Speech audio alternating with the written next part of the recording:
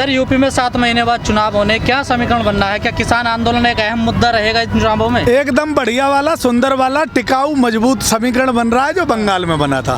एक बात समझ लो, किसानों से पंगा लेने के बाद और फिर भी समीकरण पूछ रहे हो। जिस अन्नदाता ने भर के झोली दिया मोदी जी को, प्रधानमंत्री जी को, और उनके नाम पे गरीब माँ का बेटा हूँ मैं, चाय बेच के आया हूँ, 35 साल तपस्या करके आया हूँ। किसान ने कहा भाई हमारी बिरादरी का आदमी है, गरीब है, इसे वोट दे दो।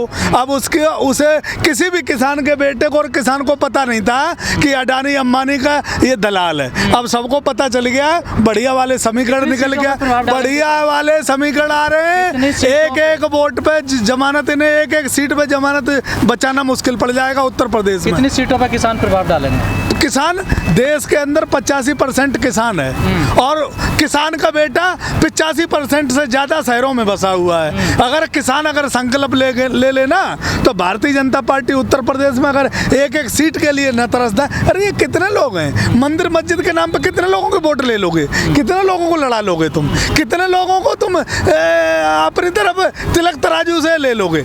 कुछ नहीं, सब समझ गए हैं उत्तर प्रदेश विकास के रास्ते पे जाएगा, वो हाँ वोट होगा। उत्तर प्रदेश में जो विकास की और युवाओं को नौकरी की और रोजगार की बात करेगा वहाँ जाएगा वोटर। अब हिंदू मुसलमान के चक्कर में बीजेपी जो राजनीति करती है उसकी काट क्या है आपके पास? काट ये है कि हमें पाकिस्तानी हैं, हम अफगानिस्तानी हैं, हम देशद्रोही हैं। बीजेपी ने खुद हमें बताया है। अब बीजेपी वोट किसका लेगा ये मुझे बता दो कि सारे तो पाकिस्तानी अफगानिस्तानी देशद्रोही हो गए, किसान देशद्रोही हो गया, मुसलमान देशद्रोही हो गया, दलित यहाँ का देशद्रोही हो गया, तो वोट के लिए बीजेपी किसके पास जाएगी उसका पता बता दो मुझे कि उसके पास जाएगी बीजेपी। अब कोई नहीं है, 2-2-4 समझ गई फार्मूला।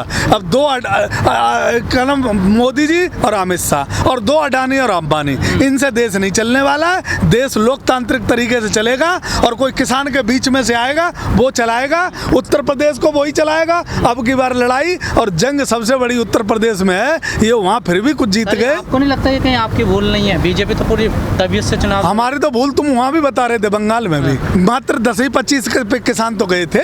टिकैत साहब ने एक ही तो वहाँ 1-2 तो रैली करी थी, एक दिन में पूरा अरे तो ऐसा ही होता है भाई, हमें अब समझाने की। एक पंचायत में पूरा भारतीय जनता पार्टी ने मुझे इतना समझा दिया है कि अब हमें ज्यादा समझने की जरूरत ही नहीं। हमें 7 महीने में पूरे हम समझदार हो गए एकदम, हमें सारी डिग्री मेरे पास आ गई है, मुझे किसी डिग्री की जरूरत नहीं है। तो ममता बनर्जी का कोई वैल्यू नहीं थी उस चुनाव? ममता बनर्जी की बहुत वैल्यू थी।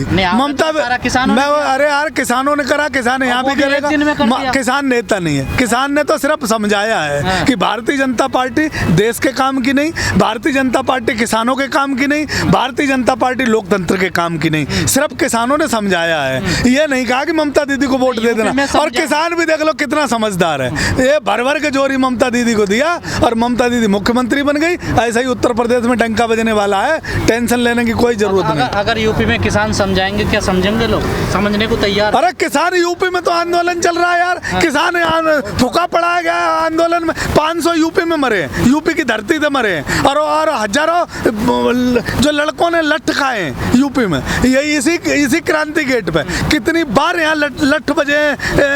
ऐसे ऐसे लोगों पे, युवाओं पे जो पुलिस ने जो बर्बरता की है वो कब भूलेंगे? कभी नहीं भूलेंगे। बूथ पे दिखाएंगे ना अपना कर्तव्य करिश्मा। 3 तलाक भी तो नहीं भूलेंगे, धारा 170 भी तो नहीं। 3 तलाक से ओ भैया, मंदिर का, अरे 3 तलाक का लाभ बता दो, राम मंदिर में 9 आदमी को लाभ बता दो, और वो ट्रस्ट को लाभ हुआ है, और 9 आदमी जो पंडित वहाँ बैठे उनको लाभ हुआ। इनको भी भूलेंगे? अरे मंदिर तो हमारे घर में है, हम वहीं पूजा करेंगे, हमें अयोध्या जाने की जरूरत नहीं है। और हमारे मोहल्ले में भी मंदिर है और हमने हर जगह मंदिर बनवा लिए। और भगवान से यहाँ आंदोलन में रोज फेस टू फेस बात होती है सब किसानों की। भगवान नहीं कहे कभी कि अयोध्या आना, भगवान ने ये कह दिया है कि हम तुम्हारे दिल में बसते हैं, जहाँ तुम कहोगे हम आ जाएंगे। तो भगवान हमारे घर में भी है, हमारे मोहल्ले में भी है और आंदोलन भी है। ये भगवान के दलाल ना बने, इन्हें हमें भगवान का मंत्र नहीं चाहिए इनसे। 6-7 महीने पहले किसानों के अंदर गुस्सा, आपको नहीं लगता उसमें कमी आई? एकदम गुस्सा बरकरार है, गुस्सा बिल्कुल बरकरार है। और जैसे जैसे चुनाव नजदीक आता जाएगा ये गुस्से का इजहार होता जाएगा, तुम्हें पता लगता जाएगा।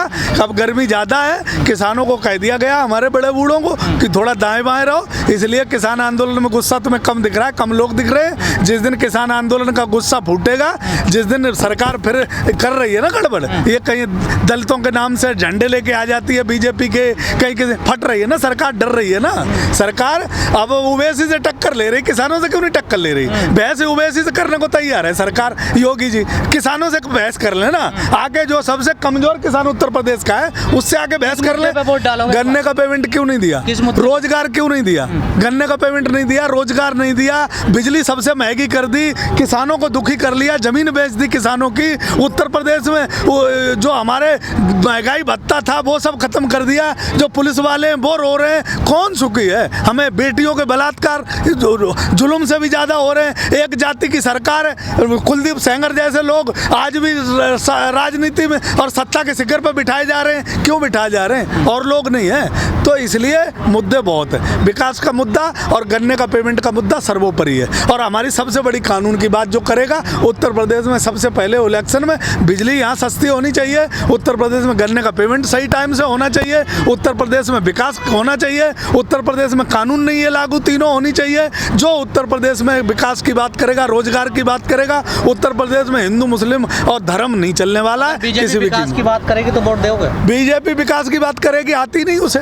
जब बीजेपी विकास की बात करेगी तो हम संकल्प पत्र उनका लेके उनके सामने जाएंगे। हमें जो संकल्प पत्र में तुमने हमें 45-44 बिंदुओं पे जो तुम लाए थे 2017 में, 2019 में, 2014 में, उनमें हमें बता दो कितनों पे काम किया है। बीजेपी अपने आप विकास छोड़ के भाग जाएगी, फिर हिंदू मुस्लिम पे आएगी। हिंदू मुस्लिम पे हम बटने वाले नहीं है। क्यों? काम पे वोट मिलता है? यूपी पे काम पे ही वोट मिलेगा, बिल्कुल मिलेगा। अब तुम ये कहोगे अखिलेश यादव को नहीं दिया, उस टाइम हमारे भी बुद्धि खराब थी और हम सब किसानों की बुद्धि खराब थी कि हमें सब जो है डबल इंजन की सरकार दिख रही थी। उत्तर प्रदेश उत्तम प्रदेश बनने की कगार पे दिख रहा था और यहाँ स्वर्ग बनने वाला था, उत्तर प्रदेश में राम राज्य आने वाला था, लेकिन यहाँ क्राइम यहाँ सबसे ज़्यादा मिला। उत्तर प्रदेश को, किसान को सबसे ज़्यादा इनकाउंटर मिले, उत्तर प्रदेश की बेटियों को बलात्कार मिले।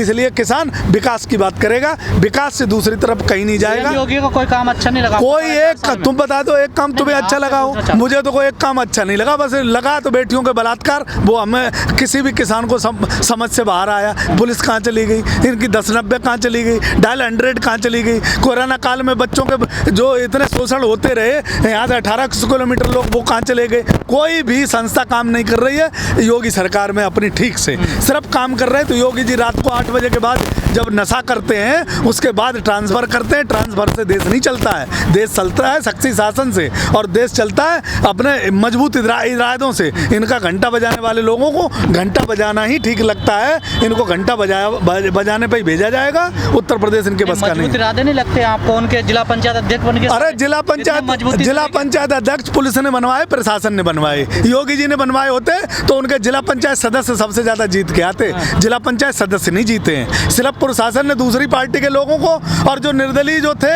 उनको वोट नहीं डालने दिया गया, उनके पर्चे दाखिल नहीं करने दिए गए, रोक दिया गया, मारा गया, पीटा गया। यार तुम एक बात बताओ, निहत्थे लोगों को मारना, उनको लठ बजाना, उन पर केस लगाना, उन पर रासुका लगाना, ये अगर मर्द है तो तुम्हें ऐसे मर्द नहीं मानते। इनको तुम बहादुरी कहते हो तो हम बहादुर नहीं कहते। अब आ रहा है ना 2022 का चुनाव, अब जनता डायरेक्ट चुनाव विधायक चुनेगी, देख लेंगे कितने बड़े मर्द है, आने दो मैदान में। एक सदस्य पे तो तुमने 50 पुलिस वाले खड़े के रोक लिया था, अब जनता को कैसे रोकोगे?